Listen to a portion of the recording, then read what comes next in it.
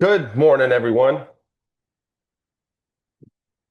So glad you're joining me today as we do our last sip of coffee before we start diving in to what we got going on today. As people are starting to trickle in, just a couple of things of note. If you're new around here, if you've never been to one of these online workshops, I encourage you as we go to pop any questions you have in the little comment box that you have on your end. I can't promise because we have such little time and a lot of really great information to share with you today. I can't promise necessarily that I'll be able to answer every question live, but in the event that that is the case, which has happened to be the case in the past, when I send the recording of today's workshop to everyone who's signed up and registered today, I will also answer all those questions in that email in sort of an FAQ style format. So I will make sure that all of your questions are answered. And of course, you can always feel free to contact me after today's workshop if for whatever reason I haven't answered your specific question in quite a satisfactory way to make sure that we get you taken care of. Something else to take care of, just again, giving people time to get in here. We got a good group with us today. For those of you who might be unfamiliar with me, my name is Alex McBrairty. I am a professional fitness coach, primarily or entirely rather online, coaching people all over the world. And I have been doing this full time for over 12 years now. So it is really the only career that I've known. But I got into that because I personally lost nearly 100 pounds now nearly 17, 18 years ago. And it completely shifted the trajectory of my life. It's why I got into the fitness industry. It's why my life looks the way that it does now. And so a lot of what we're going to be teaching you today are things that I discovered along my journey and now have applied to hundreds of clients and helped them lose collectively thousands of pounds, again, from all over the world. So that is an important caveat to what you're learning today, which is what I'm going to teach you, the Food Freedom Framework, is applicable no matter where you are, no matter what your lifestyle looks like, no matter what age you are, no matter what demographic you fall into. All of the principles that I'm going to teach you are exactly that. They're principles. They're not strict rules. They're not rigid guidelines. They are principles that you can apply to your life to gain a better understanding of your nutrition, better control of your nutrition, and to ultimately improve your relationship with food. So without further ado, we're going to dive right in because, like I said, we don't got a ton of time, but we got a lot of good stuff to cover. So, Food Freedom Framework.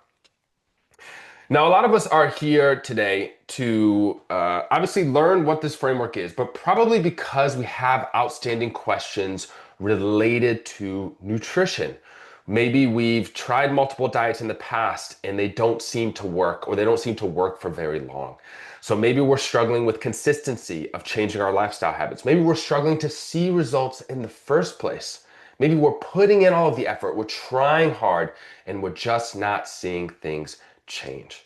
Maybe we've hit our weight loss goal, and maybe now we're trying to build muscle or shift our body composition so that we feel a little bit more confident in that body, so that our clothes fit better.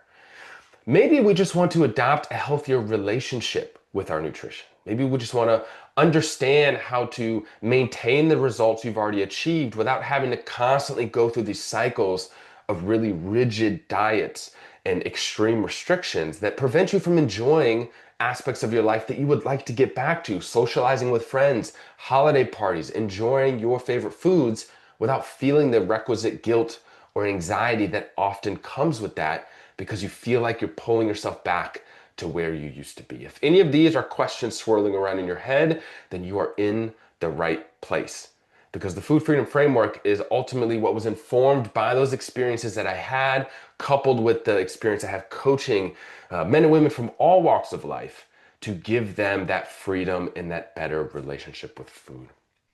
But if you have these questions about nutrition, then it's worth asking, why are we struggling with nutrition in the first place? Why is nutrition so hard?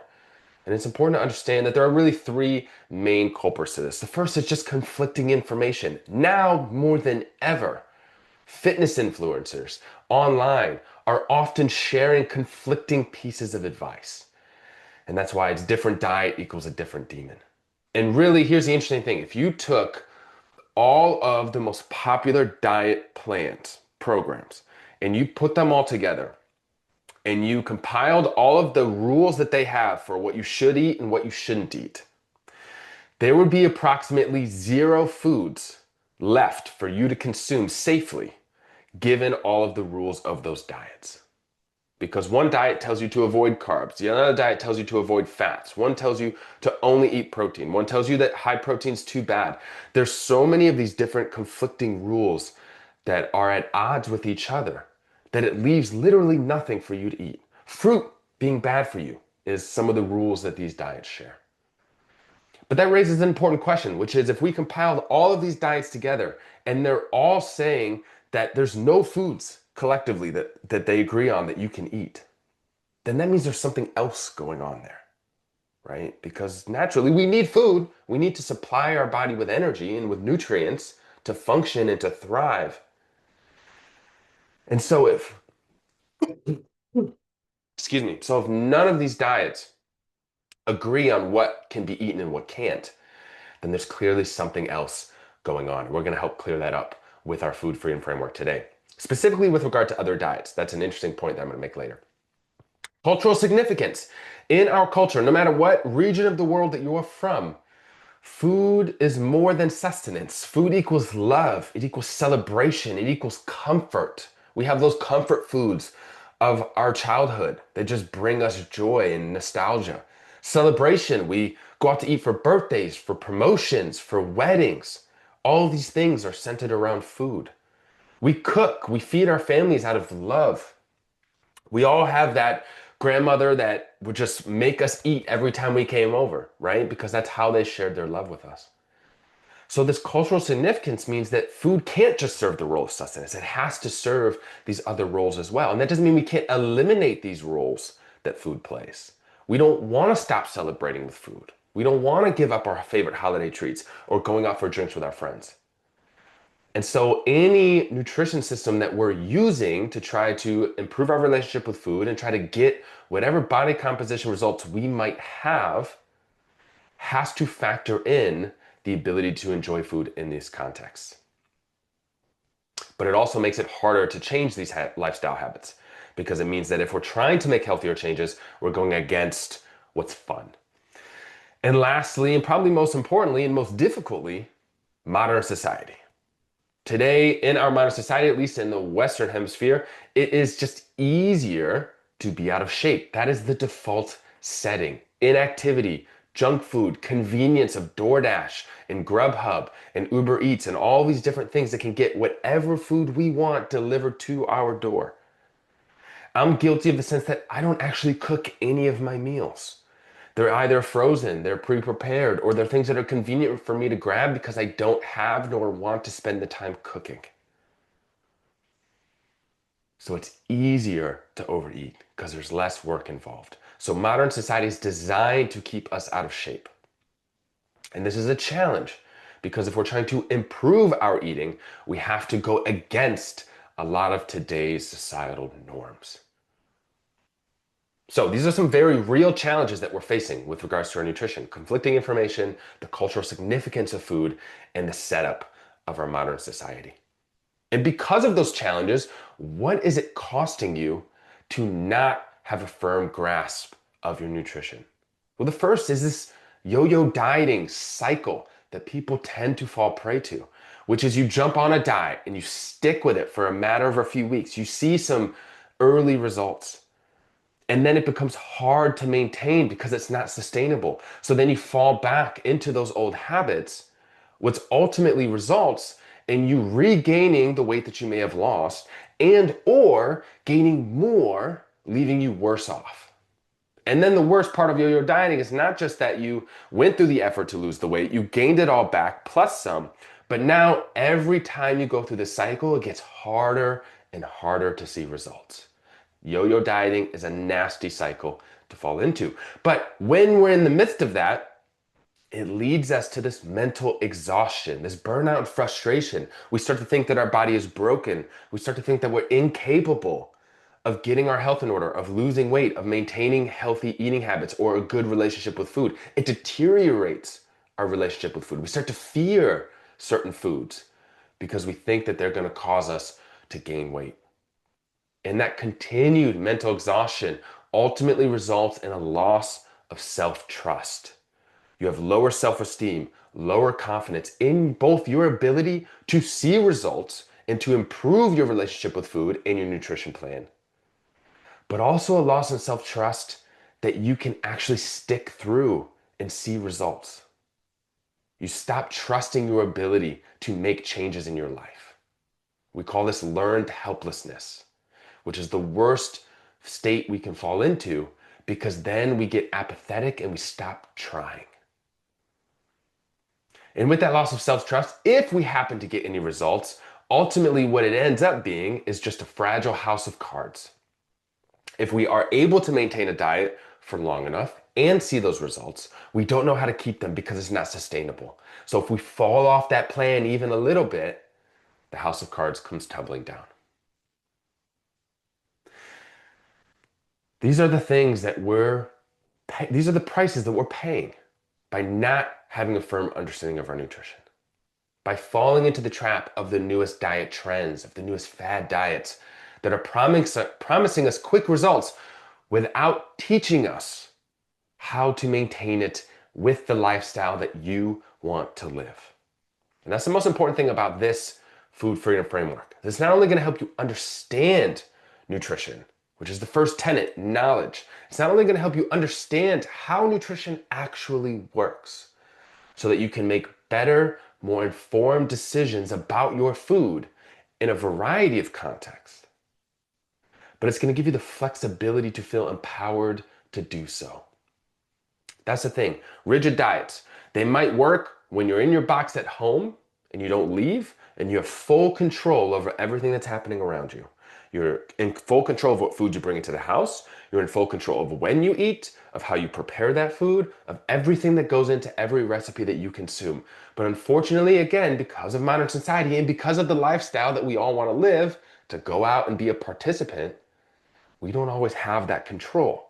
So we need flexibility. We need to be able to understand how to navigate social situations. We need to understand how to make the best choices for us in these moments, given the circumstances that we find ourselves in.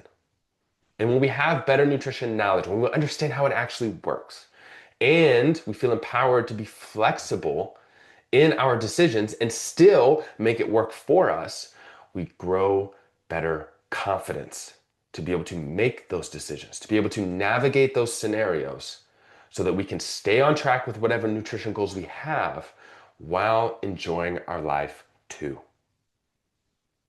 So when we learn what the food freedom framework is, these are the things we're going to gain: knowledge, flexibility, and confidence. But before we dive in to what the food freedom framework actually is, it's really important that you understand once you learn this, there is no going back. Once you see it, you can't unsee it. And it's going to fundamentally change the way you look at food forever. And I'm not just saying this, I'm saying this from experience of myself learning this. And also every client we've ever worked with has said the same thing. It has completely shifted how they think about nutrition, how they look at food, and how they structure their diet. So if you're not ready for that, this is the moment to stop, to go back to the old way of just enjoying your favorite junk foods, of enjoying and feeling free to just live in that the absence of all of this knowledge. It's comfortable there. I don't disagree. So if you're not ready for this, now's the time to turn back. But if you are ready, this next slide, I'm going to share with you what the food freedom framework actually is. Here we go. The government just released a new food pyramid. And that aside, this is really the only pyramid we need to be worried about. This is the food freedom framework. Now, what this is the conceptualization of what elements of nutrition actually matter, starting at the bottom with the most fundamental layer in order of descending importance. So as you get higher up, it becomes less and less important for the changes that you want to see. They still matter, they just matter less. And it can help organize our thinking for how to begin changing our diet. Here's what I mean. When someone comes to us and they want to lose a little bit of body fat. They want to get better control over their eating. We start with this framework. We start at the base layer, which is calorie consumption. It doesn't matter who you are. Doesn't matter how old you are. Doesn't matter any medical conditions that might exist. If you want to lose weight, your calorie balance is the most important thing that dictates whether you're going to lose weight. That's not a preference. That's not a belief. That is an objective scientific fact. That is how our bodies work. So it stands to reason if we want the best chance and the best results losing body fat, we need to be able to control how many calories we're consuming. So that's the most fundamental layer. When clients come to us and they want to improve their eating, they're stuck from decades of fad diet to fad diet. This is where we start. We're going to simplify it. We're going to set an appropriate calorie goal, and we're going to focus on managing that. Once we've mastered that level, the second layer is protein. Protein is important for building muscle. It's important for staying full during the day, recovering from workouts. It's got a lot of important health benefits. So the next layer is, are we getting enough protein? The majority of people, especially in the US, are chronically low in protein in their diet. They are not getting enough. So no wonder weight loss is significantly difficult to achieve. Layer 2 is protein. Layer 3 then becomes, okay, what are our distribution in our diet of how much carbs and how much fats we're consuming? Now we can start to wonder, okay, do we have enough energy for our workouts? Are we feeling full during the day? Are we staying full for long enough? Are we burdened with this appetite and craving for snacks? Layer 3 is where we start to worry about carbs and fats, but not before protein and not before calories. Layer 4, all the way up there towards the top, which surprises a lot of people, food quality is significantly less important than a lot of people realize and a lot of people expect. Why is that? Food quality for general health, super important. We want to make sure we're getting all our vitamins, all of our minerals, all the nutrients our body needs to thrive. This layer of food quality really dictates how we're going to physically feel. Do we feel energetic, light on our feet? Or do we feel lethargic? Do we feel heavy? Do we feel tired? But when it comes, this is important, when it comes to shifting our body composition, losing body fat, building muscle, the quality of the food doesn't actually matter. And this is important to recognize because a lot of people who are trying to attempt weight loss start with changing their food quality, which isn't wrong. It's just a little misguided because for most people, going from a more heavily processed diet to one of more whole foods is a really difficult jump. It's a big step. It requires an entire lifestyle overhaul. And so for most people, they're better off starting with just managing their calories, regardless of what foods they're choosing, and then building up from there. So it's a gradual step-by-step process of shifting their lifestyle habits without making these big leaps that ultimately lead to failure. So food quality is step number 4. And then very lastly at the top there, meal timing. When during the day are we eating certain foods? For example, a lot of people fear eating too late at night immediately leads to fat gain. That's not actually true. If our calories are controlled, it doesn't matter when we eat. It's not going to lead to extra fat gain. But the reason late night eating gets a bad rap is because when we eat late at night, we are often overeating, and that leads to fat gain. So I hope we can start to see by looking at this, and as I explain the different layers, how these pieces can start to work and how you can start to integrate this into your life. Starting with our calorie consumption. That's the easiest place to start and most important place to start. Now, the interesting thing about this food freedom framework, we can use it to explain how every fad diet reportedly works. Every diet that you've ever heard of can be explained using this framework. And I'm going to show you exactly how right now. So I actually want to be able to draw on the screen. So we are going to attempt. There we go. All right. So you have here this photo of all of these different diets, all these popular diets.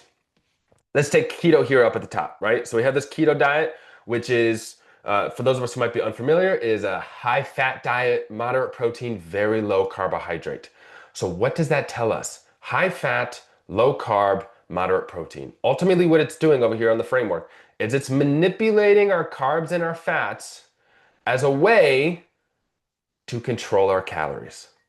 Because if we're eating more fats, we're less hungry, we have less of an appetite, and therefore we consume less food. It's manipulating carbs and fats to control our calories, the most important layer. Let's take another one. Let's take intermittent fasting, right? Which is going prolonged periods of time without eating and then having a shortened eating window. So you might eat for 8 hours out of the day and then you're fasting for 16. Okay, so when we eat becomes important. So now what intermittent fasting is doing is it's manipulating meal timing as a way to control calories. Because if you eat less frequently, you eat less overall, you lose weight. Okay, so it's manipulating meal timing to control calories. Let's look at Whole30. Whole30 is all about whole foods. Paleo can also fall into this category, right? Eating foods that our Paleolithic ancestors ate, avoiding processed foods. What are both of those diets doing? They're controlling food quality, having you eat better foods, more whole foods, to control our calories. It's just manipulating one of the other layers of the framework to try to get you to control your calorie consumption. Because at the end of the day, if we want to change our body composition, our calorie consumption is the most important layer. Even Weight Watchers, which I'm sure we're all familiar with, the point system. Weight Watchers is just a simplified way to control our calorie consumption. So every single diet on the market today is manipulating one of the higher levels of this framework. Meal timing, food quality, our carb and fat distribution, or our protein, right? Carnivore diet is manipulating our protein content to try to control our calories, is manipulating one of those layers to control our calories. They're acting as the middleman. And this is good news because when we understand this, we can just get rid of the middleman. It's like having to go to a car dealership and work with the sleazy car salesman just to buy a car. When it'd be so much easier to just buy it from the manufacturer like we do every other product that's easy to purchase. But instead, we have to go through the sly car salesman and do the all haggling back and forth where it's like, no, I'm not going to pay this price. You know, you're not going to give me this price. We have to pretend to do this back and forth to get to something that we're both really unhappy with, but we accept to get the thing that we want. That's what we're doing when we go to these popular diets. We're making compromises that we don't want to make to get the results that we want. But we can, when we understand how this framework explains those diets, we can get rid of that middleman. We can just use the framework. Start by controlling our calories in a way that works for us, because this is different for every person. Work our way up this model and master each layer one at a time so it's not overwhelming. And then it becomes sustainable. It becomes customized to how you like to live your life. And it becomes something that gets you results over the long term. This is the magic of the food freedom framework. All right, let me see if I can stop my pen. All right. Now, don't just take my word for it. Here are a couple of very real people who have used this to get tremendous results. The first there is Sandy. I started working with Sandy, wow, it's been almost a decade ago now. And she had struggled with her weight her entire adult life. And when she came to me, I met her speaking at an event. This was her last chance. This was her last hope. She thought she was broken. Was confused. She didn't know what. She had tried every diet you can think of. Once we got her on the food freedom framework, learning how to apply it, learning how to control her calories. She was tracking her eating using MyFitnessPal. She was doing all these things. Never overwhelming, never demonized any foods. There was never anything off limits for her. She lost over 100 pounds. And her big goal was she volunteered scanning children in Samoa for heart conditions. And her group, every year that they would go do this volunteer trip, they would go cliff jumping. They would have to climb up this cliff and jump off into the water. And the only way to get to the top was to scale this short cliff edge, and she wasn't physically ever able to do it. And so her goal with her weight loss was the next time she went on that trip to be able to finally scale and jump off. And she was able to accomplish that in a way that she's still able to keep that weight off today, over a decade later. Second, there's Mikhail. Mikhail was one of the first online clients we coached using this framework. And he dropped over 60 pounds in a matter of about 6 months to get ready for his wedding. That after picture. The cool thing about Mikhail, not only has he kept that weight off and continued to get in great shape and adopt health and fitness as a permanent part of his lifestyle, he's also now an A-Team fitness coach working with us on our team, coaching new clients on the very framework that helped him change his life. Different lifestyles, different walks of life, different demographics, same framework adopted to meet them where they are to get them the results that they want. That is the power of this food freedom framework. Now, here are a couple of cheat codes that you can use to start applying this today. First, like I've been saying, focus on the calories, that base layer first. If you can't control your calories, nothing else matters.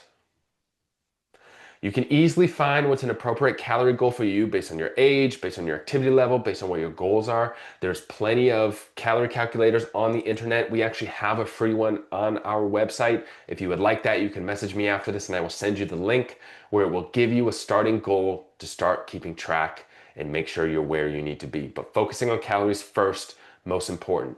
The second cheat code, master each level of the framework one at a time before you advance to the next.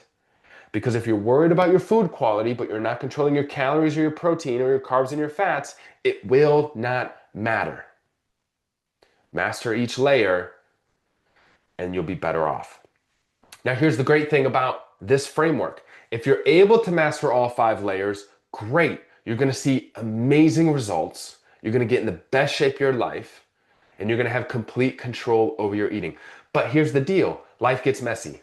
It gets chaotic. You're not always going to be able to manage all 5 layers and all of those variables, and that's okay. The way this framework works is you can dial it back. Calories and protein alone, those first 2 layers, account for the majority of the change and the success you're going to see. So if we can learn to control our calories and we can learn to get enough protein, that alone is going to get you 70% of the way there. This is how I use this framework when I'm traveling. When I travel for work, when I travel for pleasure, I don't worry about my meal timing because it's going to be different, especially if you're in a different culture. I don't worry about the food quality because if I'm going to Europe, I'm eating pastries, right? When I'm in those environments, I scale back. I make sure my calories are controlled to the best of my ability. Not perfectly, but the best I can. And I make sure I'm getting relatively enough protein. Not perfectly, but close. And then I know I'm set. And then when I get back home, I can dial it up. I can start to focus more on those other elements and things fall back into place. So if you're in a pinch, if you're in a stressful period, calories and protein for most people is enough. And lastly, remembering that this framework, that pyramid, explains how all fad diets work. So we can remove the middleman and just focus on what actually is going to get you results. I think we made it just in the nick of time. I appreciate you all for sticking with me today, for learning this food freedom framework, giving you a couple ways to start applying this immediately. But if you want to understand more how to start adopting this food freedom framework in your life, given your goals and your life circumstances, I encourage you to scan that top QR code, which is to book a free consultation either with me or another of the amazing coaches on my team to help walk through how you can start to apply this in your specific circumstances. And if you want to learn more about the food freedom framework, we have a full training on the food freedom framework, which I actually go into detail of every single layer, how to start applying them in your life. In addition to that, as part of our food freedom bundle, we also have an entire course on social eating. How do you navigate being at a restaurant? How do you navigate alcohol? How do you navigate tracking your calories when you're out to social events? You get that as a part of the Food Freedom Bundle course, which is an online course. So you have the full Food Freedom Framework training, you have the Social Eating Mastery course, you have the scripts for food pushers. Excuse me. The scripts for food pushers is going to teach you specific scripts you can use when you're at parties, when you're at social events, when people are pushing food onto you to be able to turn it away without offending anyone, without making it awkward. It's going to give you the psychological tools to navigate those interesting situations. So you're going to get that training and guide as well, plus our restaurant survival guide, which is our way to teach you how to choose better entrees at restaurants, how to enjoy your social life without going overboard, being able to control your calories, layer one, in a restaurant setting. So if you scan that second QR code on the bottom, you can get access to this online course. And we have it set up for the first time ever. It's pay what you want. You can pay nothing. You can pay whatever you think is fair to get access to those video modules. Each one comes with a video and a written guide so that you can develop these social eating skills. So book your consultation to get more customized advice. Grab that course to further your understanding of this framework and how to apply it in your life so that you can keep your social life, improve your relationship with food, and get the results that are going to make you feel great in your skin. I appreciate you guys here for joining me. I'm sorry I didn't get a chance to get to any of your questions. I see them coming through. I will make sure to answer them in the follow-up email where you get this recording. And I hope you all enjoy the rest of your weekend. Have a good day.